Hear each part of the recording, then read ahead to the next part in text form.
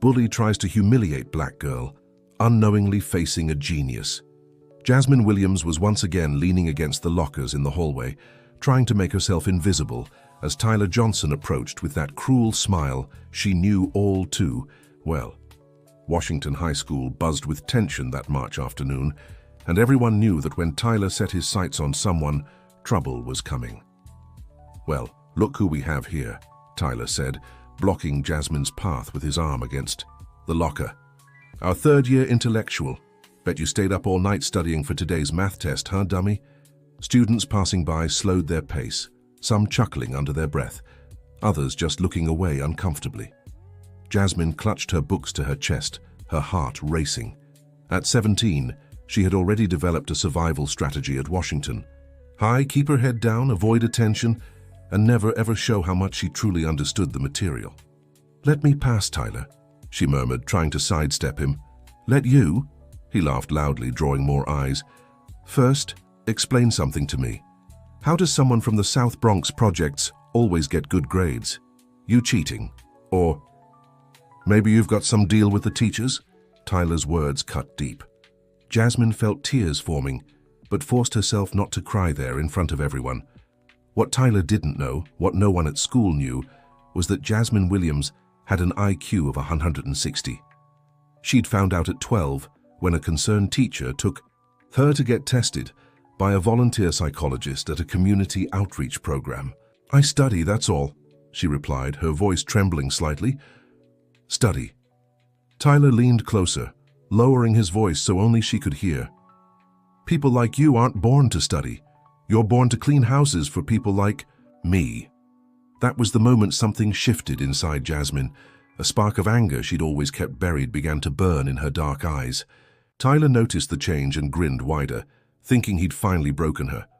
"What, gonna cry?" he taunted. Jasmine took a deep breath and, for the first time in 3 years of high school, looked Tyler Johnson straight in the eye. "You know, Tyler, you're right about one thing.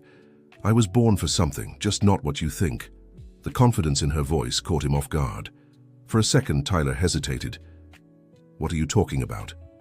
"You'll find out in today's test," Jasmine said, slipping past him with a nimbleness she hadn't shown in years. "And then maybe you'll understand who should really be afraid in this school." As she walked down the hallway, Jasmine felt something she hadn't in a long time: determination. For years, she'd hidden her intelligence out of fear of more harassment, of being seen as stuck up or showing off. But now, heading to the classroom, she made a decision that would change not just her life but many others. Room 203 was silent when Mr. Thompson walked in, carrying the mock college entrance math tests. This wasn't just any exam, it was a test designed by the Massachusetts Institute of Technology specifically to identify talent in underprivileged public schools. Students' scores would be sent directly to the university's scholarship program. Jasmine looked at the test and shivered. The questions that should have been impossible for a high school senior felt like warm-up exercises to her. She didn't just know the answers, she knew multiple ways to solve each one. For years, she had studied on her own, using books borrowed from the public library, free video lessons online, and even scientific articles she could access on school computers during breaks. Tyler, sitting 3 rows ahead, was already chewing on the end of his pencil, clearly panicked. Around the room, other students whispered among themselves, some already openly giving up on the more complex questions. "Remember," said Mr. Thompson, "I have 3 hours. The top 5 scores from this school will be sent to MIT along with a special recommendation." Jasmine began writing. Her hands moved with precision and speed, unraveling integral calculus problems that technically wouldn't be taught until college. She developed alternative formulas, crafted elegant proofs, and solved analytic geometry questions that would leave university professors impressed. Dear listener, if you're enjoying the story, don't forget to like and especially subscribe to the channel.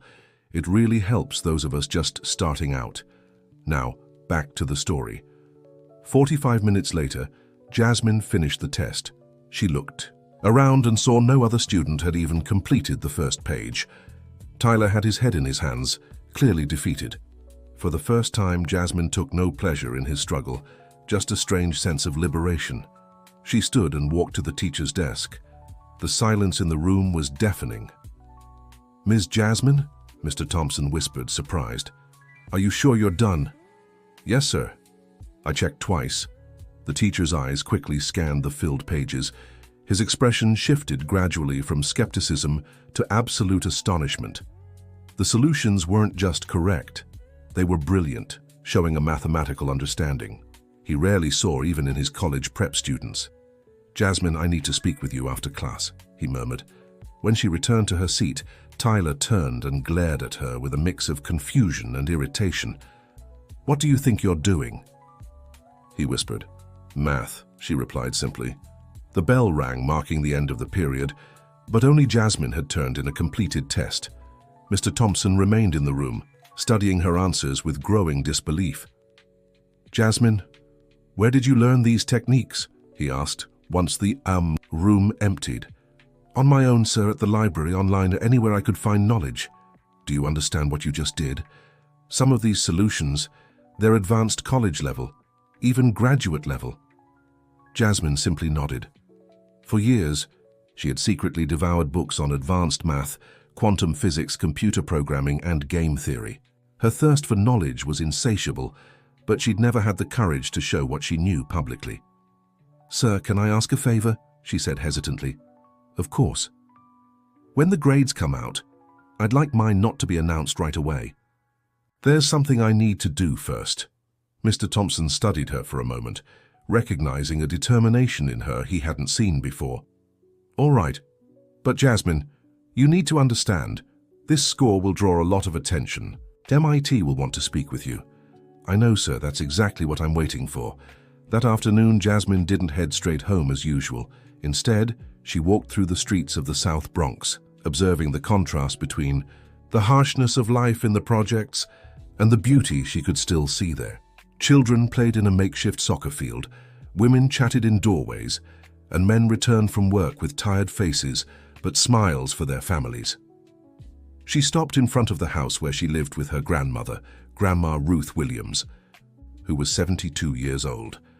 The house was small with just 2 bedrooms, but always impeccably clean. Grandma Ruth had raised Jasmine on her own since she was 5, when her parents died in an accident. The elderly woman worked as a cleaner in 3 different homes to pay the bills and keep her granddaughter in school. "Grandma, I need to talk to you," Jasmine said as soon as she walked in. Grandma Ruth was in the kitchen preparing their usual simple dinner, rice, beans, and a fried egg. It was all their budget allowed, but she always made sure her granddaughter never went hungry. "What is it, sweetheart? Did something happen at school?"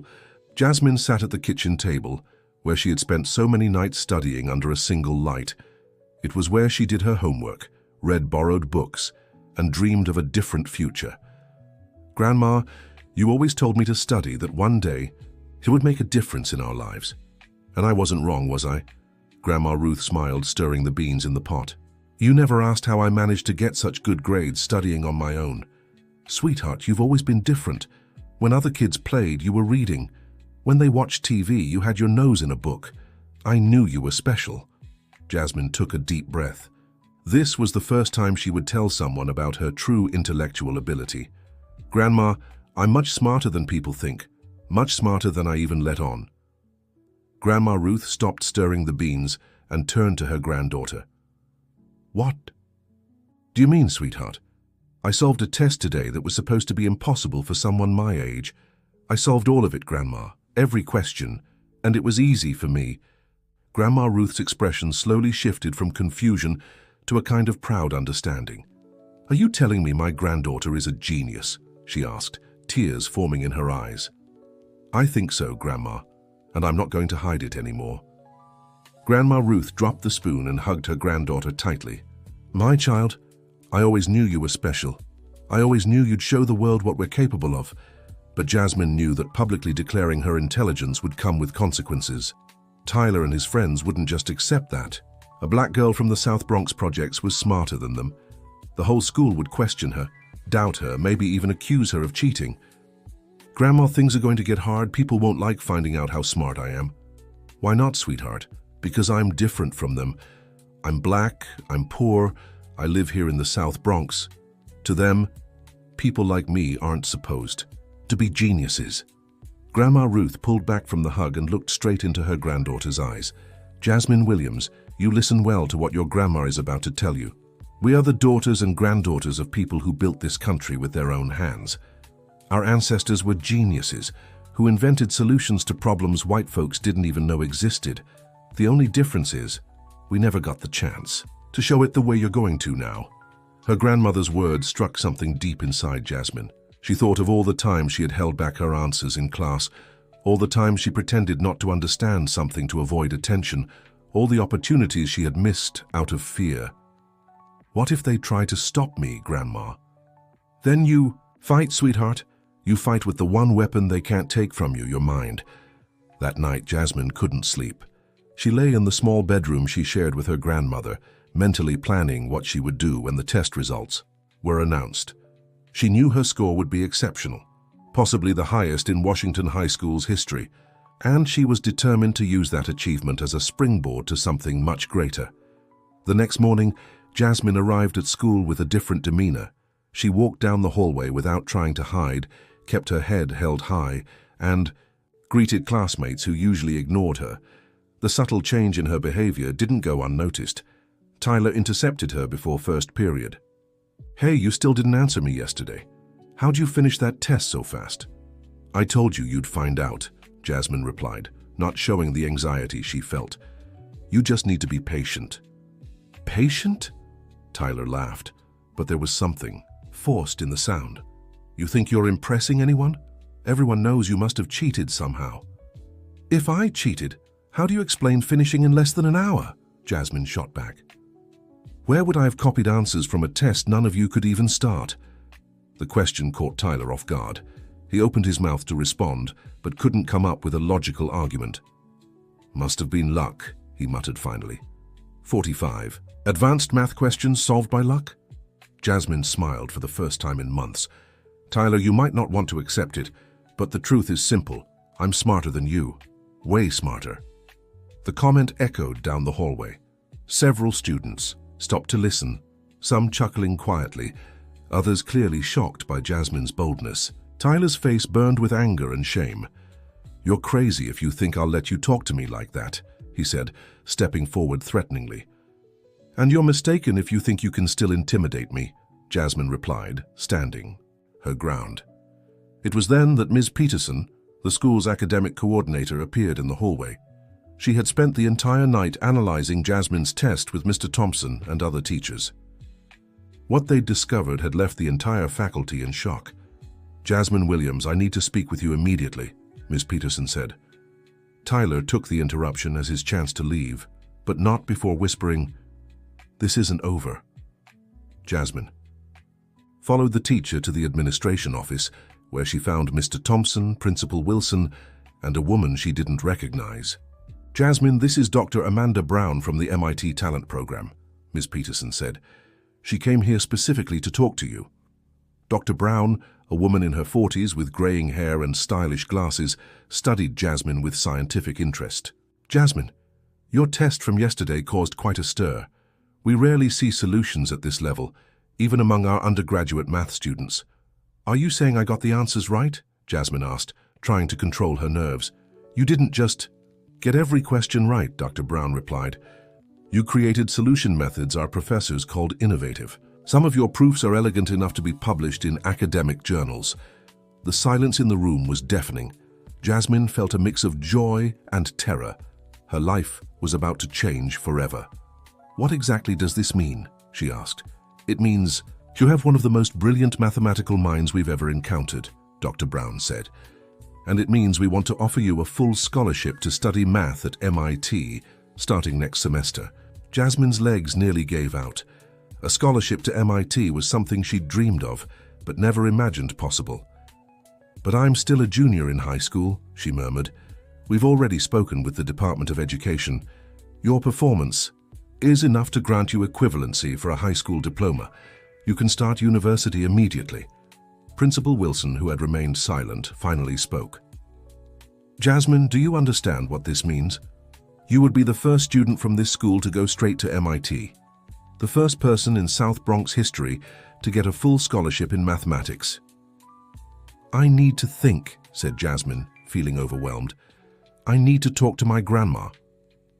"Of course," said Dr. Brown, handing her a card, "but don't take too long. The program has limited spots, and your opportunity might not come again." When Jasmine left the administration office, she found a small group of students waiting in the hallway. The news that a university representative had come specifically to talk to her was already spreading through the school. "Is it true you're going to MIT?" asked Ashley, a classmate who had never spoken to her before. "I don't know yet," Jasmine replied, trying to process everything that had just happened. "Yo, you like a real genius or something?" another student asked, genuine awe in his voice. Before Jasmine could answer, Tyler pushed through the other students. "Cut the crap," he said, clearly annoyed. "She probably cheated or something. People like her don't just turn into geniuses overnight." "People like me?" Jasmine turned to face him, feeling years of pent-up anger finally rising to the surface. "What exactly do you mean by people like me, Tyler?" The hallway grew tense. More students started gathering, sensing something big was happening. "You know exactly what I mean," Tyler shot back, though his voice lacked its usual confidence. "No, I don't. Explain it to everyone. What's so special about people like you that makes you think you're naturally better?"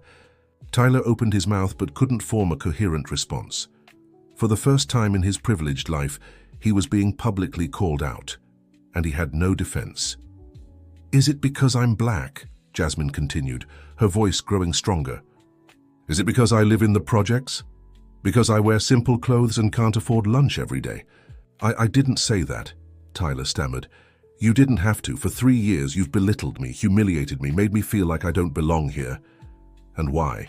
Because in your small mind, people like me can't possibly be smart." The crowd of students was growing. Some were recording on their phones, others just watching in fascination. No one had ever stood up to Tyler Johnson like this before. "Well, I've got news for you, Tyler," Jasmine went on, her voice echoing down the hall. "I'm not just smart, I'm way smarter than you could ever dream of being. And now everyone's going to know it." Tyler tried one last desperate jab. "Even if you are smart, it doesn't change what you are. I'm still what? You're still from the projects. You're still different."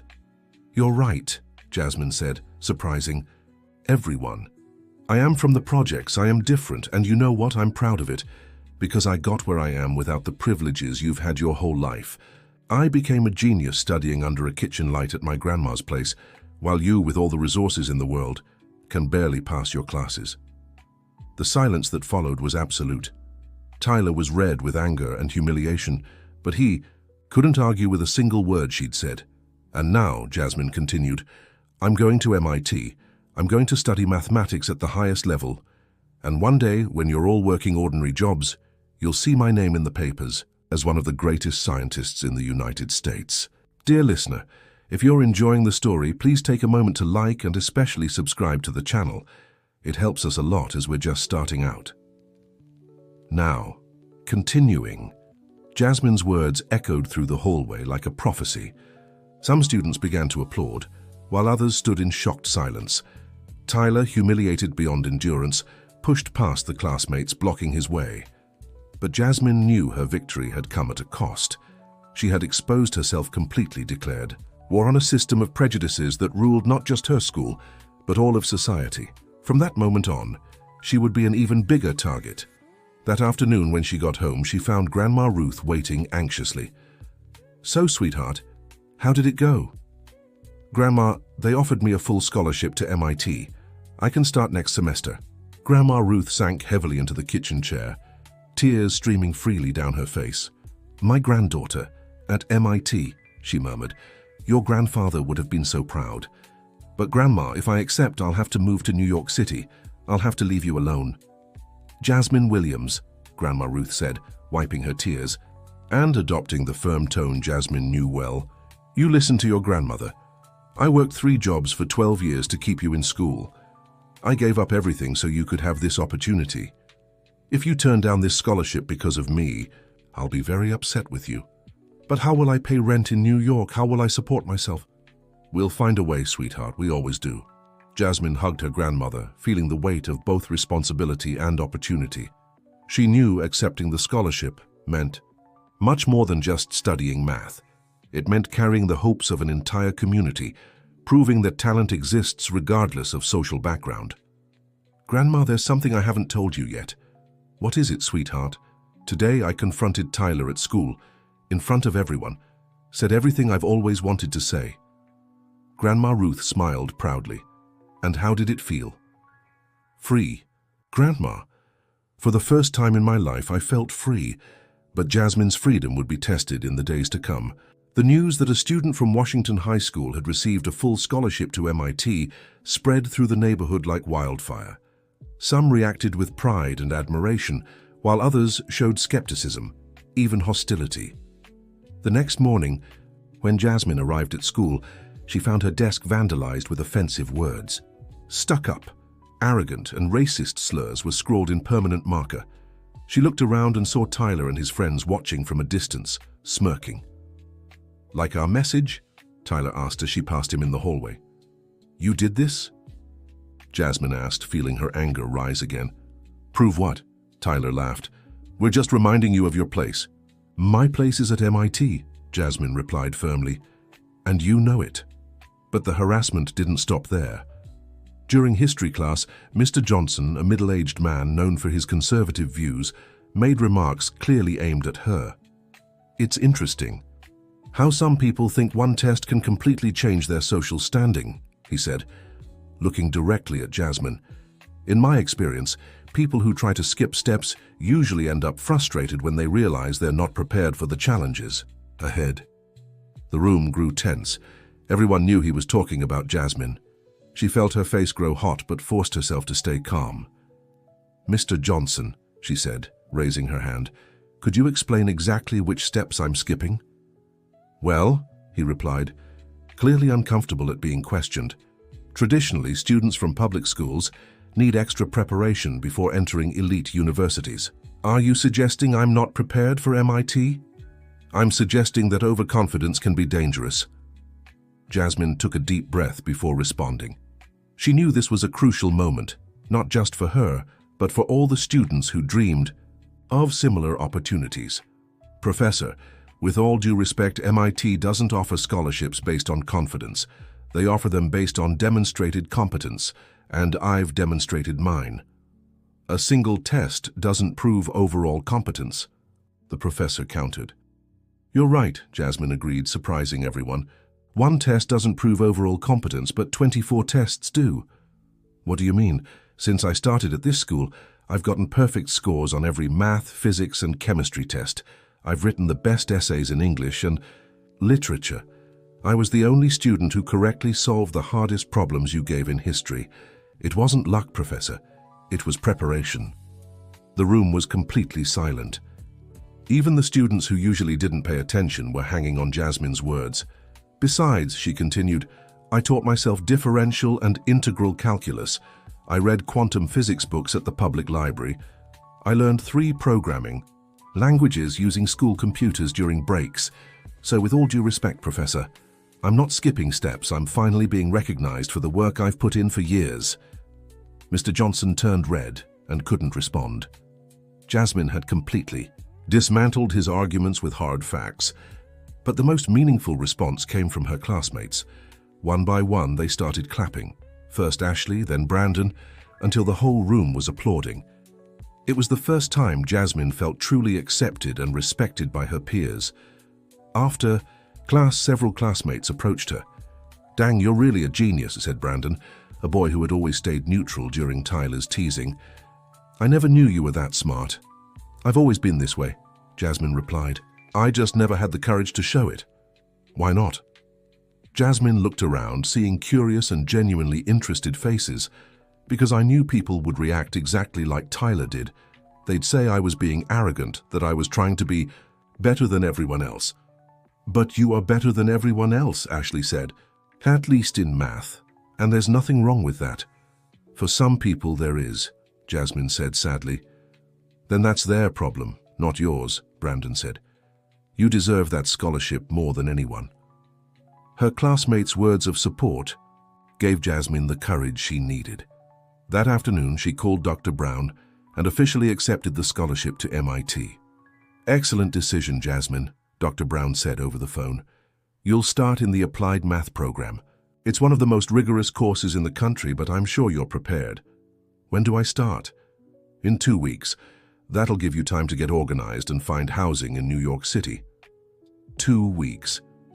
Jasmine felt a mix of excitement and terror. In 2 weeks, her life would change completely. When she shared the news with Grandma Ruth, her grandmother was overjoyed but also worried. "Sweetheart, New York City is so expensive. How will you manage?" "The scholarship covers housing and meals, Grandma, and I can work part-time for extra." "Funny. Work? But you won't have time for both work and school." "Grandma, I've always worked and studied. Remember when I helped Mrs. Garcia with the bakery's bookkeeping? And that I gave private lessons to Mr. Rodriguez's kids?" It was true. Since she was 14, Jasmine had found ways to earn money using her intelligence. She solved math problems for classmates, helped local shopkeepers with calculations, and even created basic spreadsheets for small businesses in the neighborhood. "It's different, sweetheart. There, you'll be alone." "I won't be alone, Grandma. I'll have you here supporting me, and I'll have my new classmates there." But Grandma Ruth had reason to worry. 2 days before Jasmine's trip to New York City, Tyler made one last attempt to sabotage her. He spread a rumor around Washington High that Jasmine had cheated on the test using a hidden electronic device. The story was absurd. The exams had been supervised and no device was found, but some students started to believe it. "It's really weird," said Brittany, one of Tyler's friends. "How can someone solve such a hard test that fast?" "Because she's smart," replied Ashley, who had become one of Jasmine's biggest defenders. "You saw how she answered Mr. Johnson. She didn't memorize those things. She actually understands them." "Or she's really good at pretending she does," Brittany insisted. The controversy reached the school administration. "Principal." Wilson called Jasmine in for a talk. "Jasmine, you know I trust you," the principal said, "but some people are questioning your test. To protect the school's reputation and your own, I'd like you to take a second test, supervised by a camera." Jasmine felt a mix of anger and disappointment. Even after everything she had proven, people still doubted her. "If this is what it takes to end the speculation, I'll do it," she said. "Great. The test will be tomorrow with questions prepared by MIT itself." That night, Jasmine barely slept. Not from nerves. She knew she could solve any math test they gave her, but because of the injustice of it all, no middle-class white student would have their competence questioned like that. The next morning, she arrived at school to find a small crowd gathered. Word of the second test had spread, and students, teachers, and even some parents were there to watch. "A lot of pressure, huh?" Tyler said, appearing beside her with a smug smile. "Hope you studied your cheat sheets." "Well, Tyler," Jasmine said, turning to face him, "after today I'll never have to put up with your ignorance again, but you'll spend the rest of your life knowing you were beaten by a black girl from the projects who's way smarter than you." The second test was even harder than the first. The questions involved graduate-level math, problems that stumped even the teachers present. Jasmine was alone in a room, with 3 cameras recording her every move. She started reading the questions and smiled. Finally, a challenge worthy of her real ability. For 2.5 hours, she worked intensely, crafting elegant solutions to problems that would make math PhD students break a sweat. When she finished, she was absolutely certain she had aced it. More than that, she had created solution methods that were probably unique. The test was immediately faxed to MIT, and the results came back in less than 2 hours. Dr. Brown called the school personally. "Principal Wilson," she said over the speakerphone in front of the entire school community, "Jasmine Williams's test is the most impressive we've ever reviewed. Not only did she answer every question correctly, but she developed mathematical proofs our professors called revolutionary." The silence in the room was shattered by an explosion of applause. Jasmine had definitively silenced all her critics. "Besides," Dr. Brown continued, "I'd like to inform you that Harvard University has heard about Jasmine's case and has offered her a full scholarship. She now has the choice between studying at MIT or at one of the most prestigious universities in the world. The news left everyone in absolute shock. Even Jasmine was speechless. Harvard was offering her a scholarship. I don't know what to say," she murmured. "You have a week to decide," said Dr. Brown. "Both MIT and Harvard will be waiting for your answer." When the call ended, the room erupted in celebration. Teachers hugged Jasmine, classmates applauded, and even those who had doubted her apologized. Tyler wasn't in the room. He had discreetly slipped out during the test, realizing his campaign against Jasmine had completely failed. But the decision Jasmine faced was agonizing. Harvard represented the pinnacle of academic achievement, an opportunity few in the United States ever received. On the other hand, staying at MIT meant remaining closer to home, near her grandmother, and connected to her community. That night, she had a long talk with Grandma Ruth. "Grandma, they're offering me Harvard, the most famous university in the world. And what do you want to do, sweetheart?" "I don't know. It's a once-in-a-lifetime opportunity, but I'm afraid of forgetting where I came from. I'm afraid of losing myself in that academic world and no longer being who I am." Grandma Ruth stood up and went to her room, returning with a small wooden box Jasmine had never seen before. "Your mother left this for you," she said, handing her the box. Inside were letters, photos, and a small diary. Jasmine opened the diary to the last entry, written by her mother just days before the accident. "My dear Jasmine, if you're reading this, it means something has happened to me. But I want you to know that you are special, my child. Since you were little, you've always been different, more curious, more intelligent. Don't let anyone dim your light. Fly high, my daughter. Fly as high as your dreams will take you." Jasmine began to cry. She had never really known her mother, but those words seemed to answer exactly the doubt she was feeling. "Go to Harvard, sweetheart," Grandma Ruth said softly. "Your mother wanted you to fly high." "But what about you, Grandma? How can I leave you alone?" "Child, do you think I've lived 72 years without knowing how to take care of myself? Besides, you'll send money from there, won't you? You'll be able to help me much more as a famous scientist than by staying here." "Are you sure, Grandma? I'm sure this is the chance of a lifetime, and I'm sure that no matter where you go, you'll always be my granddaughter from the South Bronx." The next morning, Jasmine called Dr. Brown and accepted Harvard's scholarship. The news spread through the school like wildfire. The girl who had been humiliated and discriminated against was going to the most prestigious university in the world. Dear listener, if you're enjoying the story, don't forget to like and especially subscribe to the channel. It helps us a lot as we're just starting out. Now continuing. Jasmine's last week at school was surreal. Local journalists came to interview her. The mayor wanted to take pictures with her. Students from other schools came just to meet her. But the most significant change was in how people at her own school treated her. Classmates who had never spoken to her now sought her out for photos. Teachers who had doubted her now bragged about having been her educators. Tyler, however, became increasingly isolated. Even his own friends began distancing themselves from him, realizing his prejudiced attitudes were no longer socially acceptable. 2 days before the trip, he approached Jasmine in the hallway. But this time, there was no arrogance in his posture. "Jasmine, can I talk to you?" he asked, visibly uncomfortable. "What do you want, Tyler?" I wanted to apologize." Jasmine studied him for a moment. There was something genuine in his request, but she also knew it could just be an attempt to save his reputation. Apologize for what exactly? For everything, for humiliating you, for doubting you, for being prejudiced.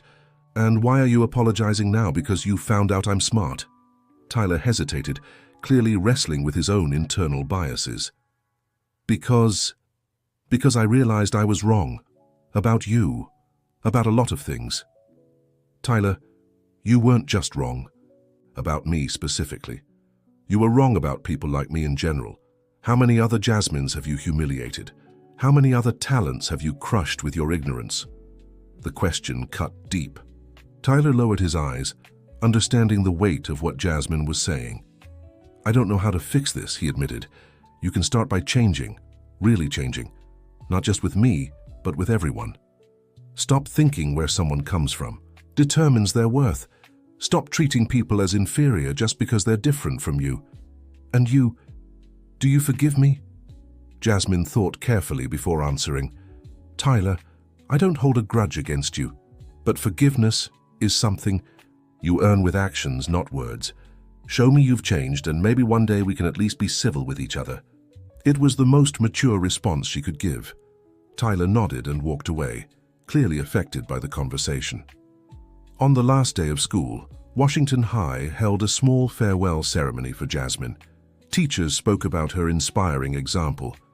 Classmates wished her success, and Principal Wilson presented a commemorative plaque that would be permanently displayed at the school. Jasmine Williams, Principal Wilson said, you're not just going to Harvard. You're paving the way for other students at this school to dream bigger. You're proving that talent and determination overcome any social barrier. When it was her turn to speak, Jasmine looked at the audience. Teachers, classmates, school, staff, neighbors from the South Bronx who had come to support her. 3 weeks ago, she began, I was just another student trying to go unnoticed. I hid my intelligence because I thought I'd be punished for it. I thought people like me didn't have the right to dream big. She paused, searching for the right words. But you all taught me something important. You taught me the problem was never me. The problem was the barriers society puts in front of people like me. And when we break down those barriers, when we stop accepting limits others place on us, amazing things can happen. The applause was deafening. Even some teachers were crying. I'm going to Harvard, Jasmine continued, but I won't forget where I came from. I won't forget there are hundreds of Jasmines in this school, in this neighborhood, in this city, just waiting for a chance to show what they can do. She looked directly at Tyler, who stood at the back of the crowd. And I won't forget that sometimes we're our own biggest obstacle. Sometimes we dim our own light to please others. Don't do that, never do that. The ceremony ended with the entire school singing the national anthem. It was a moment of pride, not just for Jasmine, but for the whole school community. That night, Jasmine packed her last bags. Her luggage was simple, a few clothes, books, family photos, and the small box her mother had left for her. Are you scared, sweetheart? Grandma Ruth asked, helping her fold her clothes. I'm terrified, Grandma, but I'm also excited. That's exactly how it should be. Fear without excitement is paralysis. Excitement without fear is recklessness. On the morning of the trip, half the neighborhood came to say goodbye to Jasmine at JFK International Airport. Grandma Ruth cried a lot, but kept the strong composure Jasmine had always known. You call me every day, her grandmother said, hugging her tightly. Every day, Grandma, I promise. And you eat properly, hear me? No skipping meals to save money. I'll eat right. And don't forget where you came from.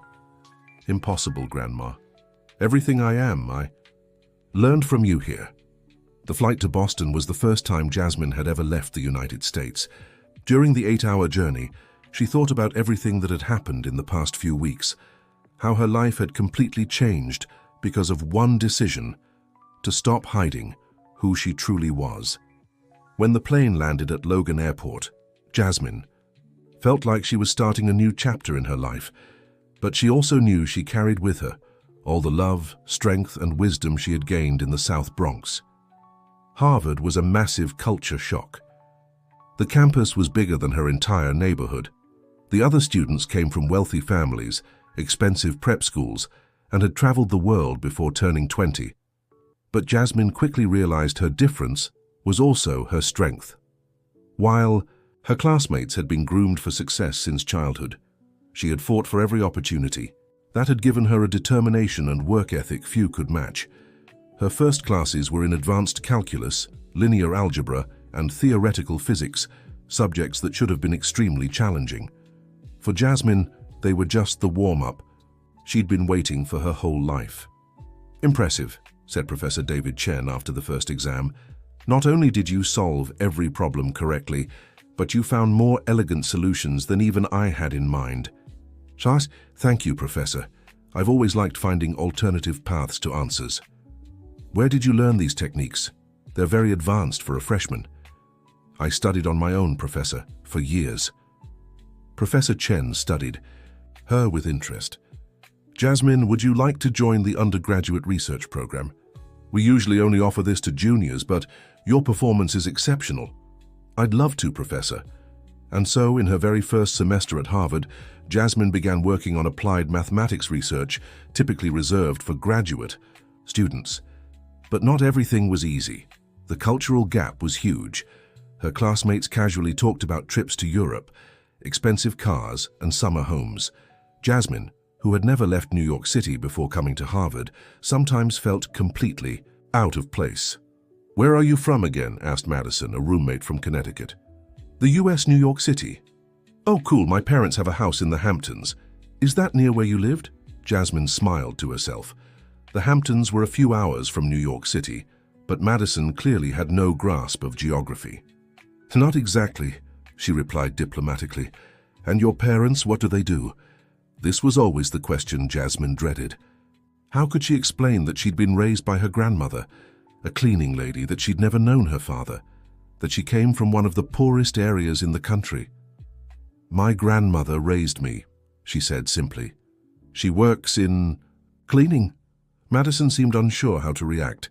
This was clearly outside her life experience. "Oh, that's interesting," she said, visibly uncomfortable. These constant interactions made Jasmine realize that Harvard, for all its academic excellence, was also a place where class differences were glaring.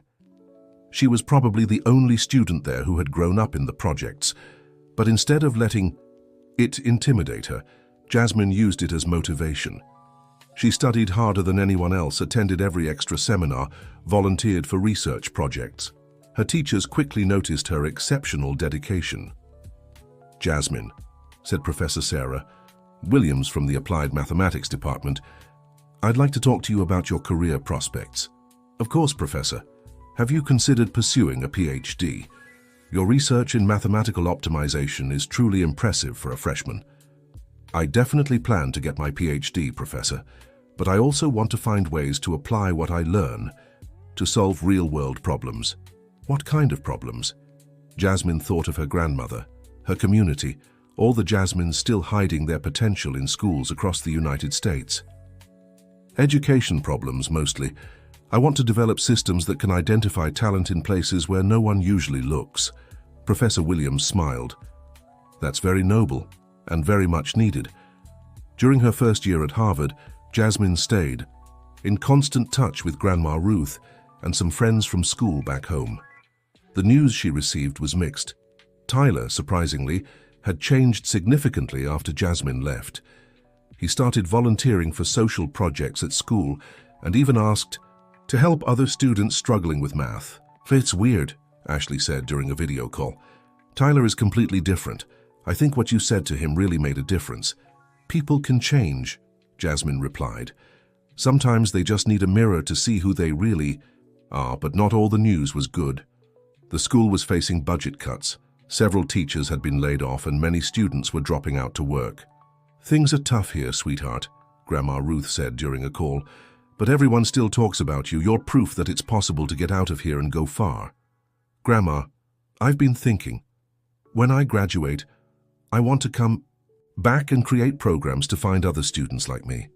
"That would be wonderful, dear, but don't worry about that now. Focus on your studies." By the end of her first year, Jasmine had established herself as one of the top students in her class.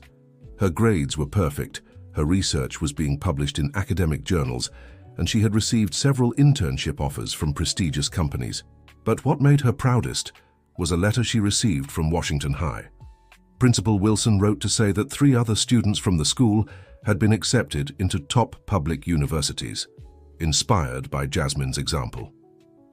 "Your courage in showing your potential," the principal wrote, "has created a culture of excellence in our school. Students aren't afraid to be smart anymore." It was exactly the kind of impact Jasmine had hoped to have. During her first summer break, Jasmine returned home to visit her grandmother. The welcome in the South Bronx was warm and emotional. Neighbors threw a welcome party, kids asked to take pictures with her, and parents sought advice on how to help their children with school. "You've become a celebrity here," Grandma Ruth teased. "The moms keep asking what I did to make you so smart. And what do you tell them, Grandma?" "That I always knew you were special, but the most important thing was never letting you doubt your own worth." During her visit, Jasmine was invited to give a talk at her old school. The room was packed, not just with students, but also parents and teachers from other schools in the area. "When I was here," she said, looking at the familiar audience, "I thought intelligence was a curse. I thought being different meant being destined for suffering." She spotted Tyler in the crowd. He had changed a lot. He seemed more mature, more humble. "But I learned that intelligence is a gift, and like any gift, it should be shared. There's no point in being smart if you don't use that intelligence to make the world around you better." After the talk, Tyler approached her. "Jasmine, I wanted you to know that you changed my life," he said. "How so?" "After you left, I started thinking a lot about the things I said, the things I did. I realized I was wasting my own life trying to bring others down." Jasmine studied him, seeing sincerity in his eyes. "And what did you do to change?" "I started helping other students who were struggling. I began volunteering at a community project here in the neighborhood, and I started studying for real, not just relying on my privileges." "How does that feel?" "Better. Much better. More useful." Jasmine smiled. Maybe one of the most important victories of her journey was inspiring Tyler to become a better person. "I'm proud of you, Tyler. Truly." "Thank you, that means a lot coming from you." For the rest of her break, Jasmine worked with the school administration to create a mentorship program. College students from other parts of the United States would volunteer to tutor and provide career guidance for high school students. "It's a start," she told Principal Wilson, "but it's important for young people to see possibilities beyond what they imagine." When she returned to Harvard for her sophomore year, Jasmine was more determined than ever. She had seen firsthand how her success was inspiring others, and it gave her a sense of purpose that went far beyond her own academic achievements. Sophomore year was even more challenging than the first. Jasmine began taking graduate-level courses and working on increasingly complex research projects. She also became actively involved in student organizations focused on diversity and inclusion. "We need more people like you here," said James, a junior who led the Latinx student group. "People who truly understand the barriers we face." "The Isarasi problem," Jasmine replied, "isn't just bringing more people like me here. The problem is changing the system so people like me aren't exceptions." This perspective led Jasmine to develop her most ambitious research project yet, an artificial intelligence algorithm designed to identify academic potential in students from under-resourced schools. "It's a fascinating idea," Professor Chen said when she presented her proposal, "but also very complex. You'd have to consider socio-economic factors, cultural differences, resource limitations." "Exactly," Jasmine answered. "It's complex because the problem is complex. But if we can create a system that works, we could revolutionize how talent is identified and nurtured." The project took 2 years to develop. Jasmine collaborated with experts in educational psychology, sociology, and computer science. She tested the algorithm in schools across the United States, Mexico, and underserved communities. The results were remarkable. The system identified high-potential students with 87% accuracy, including many overlooked by traditional assessment methods. "This is revolutionary," Professor Williams said when she saw the results. "You've created a tool that could change education globally." "That was always the goal," Jasmine replied. Jasmine Williams' work gained international attention. She was invited to present her research at conferences around the world, received job offers from tech companies, and even invitations to work for international organizations. But Jasmine had other plans. In her final year at Harvard, she made a decision that surprised everyone. She would turn down all job offers in the United States and return to the US to implement her system in public schools. "Are you crazy?" said Madison, her roommate. "You could make a fortune here." "It's not about money," Jasmine replied. "It's about impact. But you could have so much more impact working at a big company here." "For who? For kids who already have every opportunity in the world?" "No, Madison. My place is back there, working with kids who were just like me." Jasmine's decision to return to the US wasn't easy. She was leaving behind huge financial opportunities, international prestige, and the security of an established career. But she knew it was the right choice. Her graduation from Harvard was an emotional event. Grandma Ruth, now 76 years old, took her first international trip to be there. Her grandmother cried throughout the entire ceremony, too proud to care about the tears. "My granddaughter," she whispered to anyone who would listen, "my granddaughter graduated from Harvard." Jasmine was chosen as the class speaker, an honor rarely given to international students. Her speech was about the responsibility that comes with the privilege of education. "We're not here just for our own success," she told the audience of graduates and families. "We're here because we had opportunities that billions in the world never get. And with that opportunity comes the responsibility to open doors for others." She looked at Grandma Ruth in the crowd, the woman who had sacrificed everything so she could be there. Each of us carries the hopes of those who supported us, inspired. Haas believed in us when we didn't even believe in ourselves. Our duty is to honor that support, not just with our personal success, but by making sure others get the chance to dream big too. The speech received a standing ovation that lasted over 5 minutes. After graduation, Jasmine got one last tempting offer, a full PhD at Harvard with a research grant that would let her further develop her work in educational artificial intelligence.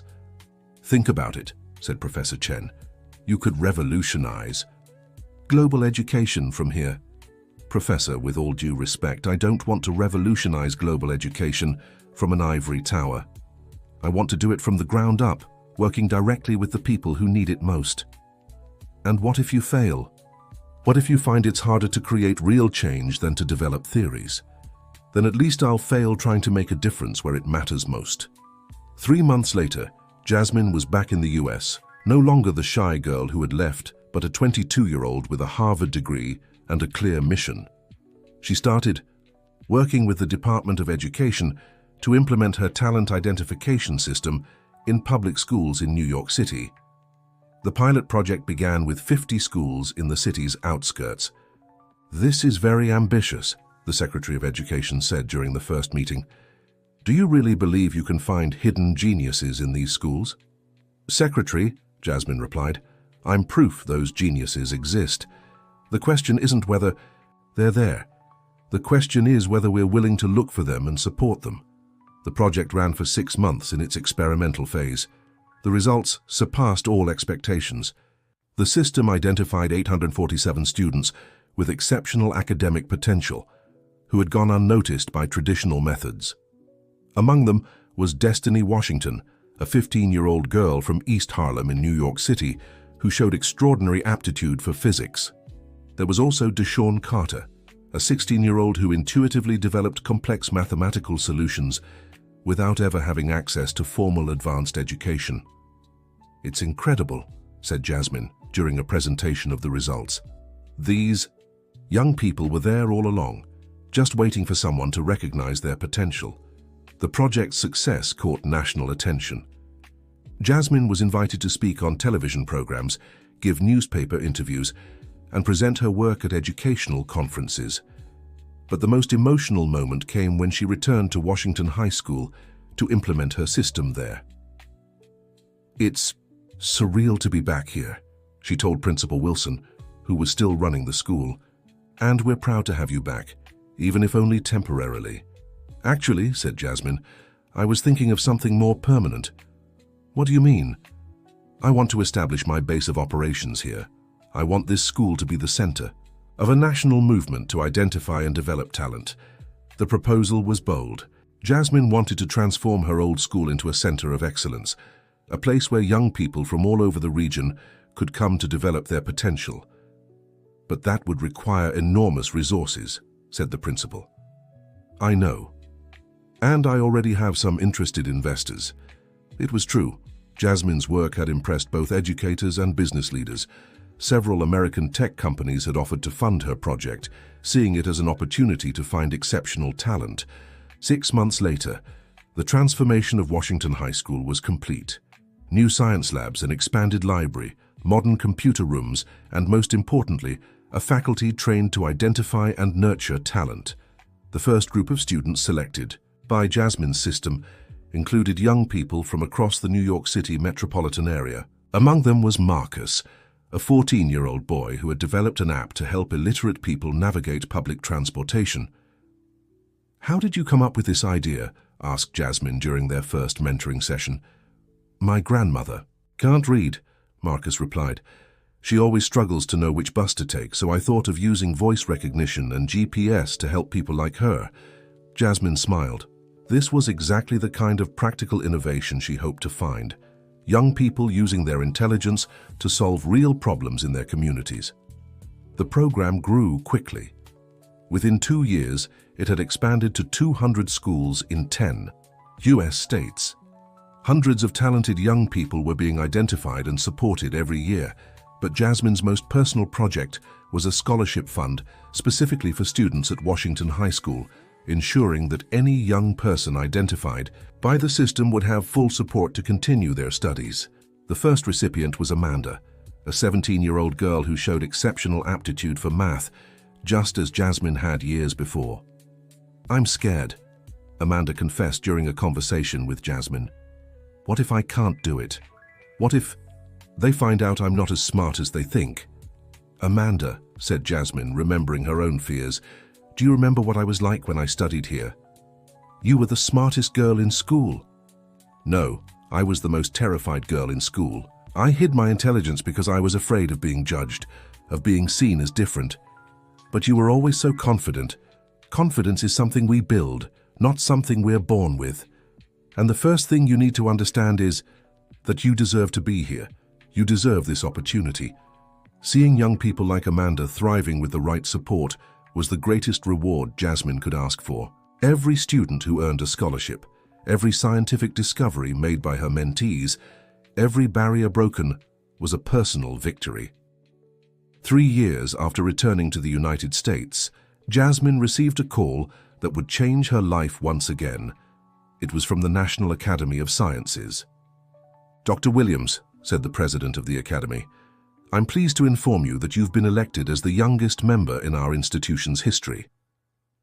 At 25, Jasmine Williams became the first person born and raised in the projects to join the National Academy of Sciences. The induction ceremony was held at the Smithsonian Institution in Washington, D.C.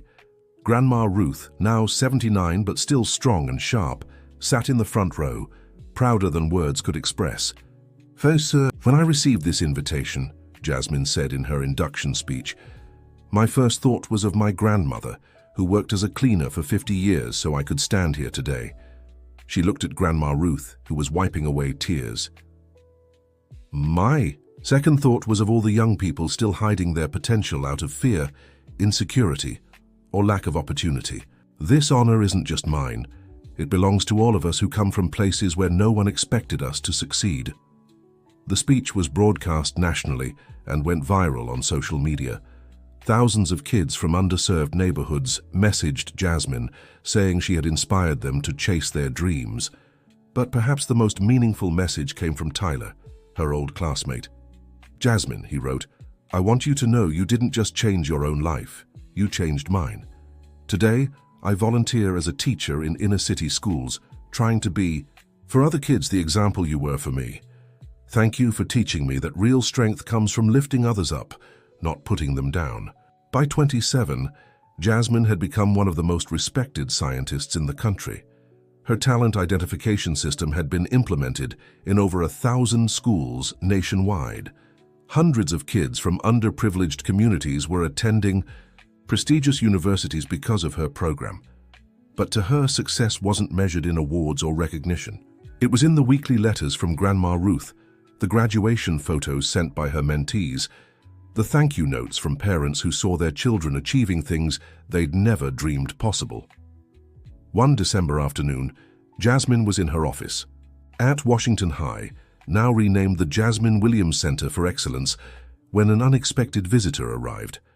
A shy boy around 14, carrying a patched-up backpack and a look she recognized instantly. "Dr. Jasmine?" he said hesitantly. "My name is Jamal. My teacher said you could help me." "How can I help you, Jamal?" "Well, I really like math, but everyone at my school says I'm weird for liking to study. They say a kid from the projects doesn't need to know math." Jasmine's heart ached. It was like looking at herself 15 years ago. Jamal, you know what? 15 years ago I was sitting in this same school, hearing the same things. People told me I didn't need to be smart, that I should just accept my place. What did you do? I stopped listening to them and started listening to my heart. And my heart told me I was capable of amazing things. Jamal gave a shy smile. Do you think I'm capable of amazing things too? Jamal, said Jasmine, standing up and placing her hand on the boy's shoulder. I'm absolutely certain you're capable of incredible things. And you know why? Why? Because you had the courage to come here. Because you had the courage to believe you deserve more. And courage is the first ingredient of genius. She looked out the office window, watching children play in the schoolyard that had transformed her life. You know what, Jamal? I think you came here at exactly the right time. I have a new project that needs someone very special to help me. Really? Really? How about we start tomorrow? As Jamal left the office with a radiant smile, Jasmine reflected on her journey. From the frightened girl who hid her intelligence to the respected scientist she had become, the path had been long and challenging. But every obstacle overcome, every prejudice faced, every moment of doubt conquered had led to this moment, the chance to be the inspiration for other young people that she herself had needed years ago. That night, Jasmine called Grandma Ruth, as she had every day for the past 10 years. Hi, Grandma, how was your day? Great, sweetheart. And yours? I met a boy today who reminded me so much of myself when I was younger. Oh yeah, what's he like? Smart, curious, and afraid to show what he knows. Just like you were, Grandma Ruth laughed. Just like I was, Jasmine agreed. But unlike me, he won't have to hide his brilliance. He'll have support from the very beginning. You're changing the world, sweetheart. No, Grandma. I'm just continuing the work you started when you bet on a girl from the projects who loved math. As she hung up, Jasmine glanced at the photo on her desk. Her and Grandma Ruth on her graduation day at Harvard. Two women from different generations, united by love, sacrifice, and an unshakable belief that human potential knows no social boundaries. Next to the photo was a piece of paper with a phrase she had written years ago which remained her life's philosophy. Intelligence isn't a privilege for the few, it's everyone's right. Our mission is to ensure everyone has the chance to discover and develop their own brilliance. And so in the quiet of her office at the school where it all began, Jasmine Williams, the girl who had been humiliated for her intelligence and had become one of the nation's greatest scientists, smiled as she thought about the future. A future where no child would have to hide their potential, where talent would be nurtured regardless of background, where dreaming big would be everyone's right. Because sometimes changing the world starts with just one person having the courage to stop hiding and start shining. End of story. Now tell us what you thought of the story and where you're watching from. If you have something to share with us, leave a sincere comment. Do you think Jasmine made the right decision by returning to the United States? We'd love to hear your opinion. Thank you so much for joining us. Don't forget to like the video. And most importantly, subscribe to the channel so you don't miss other inspiring stories.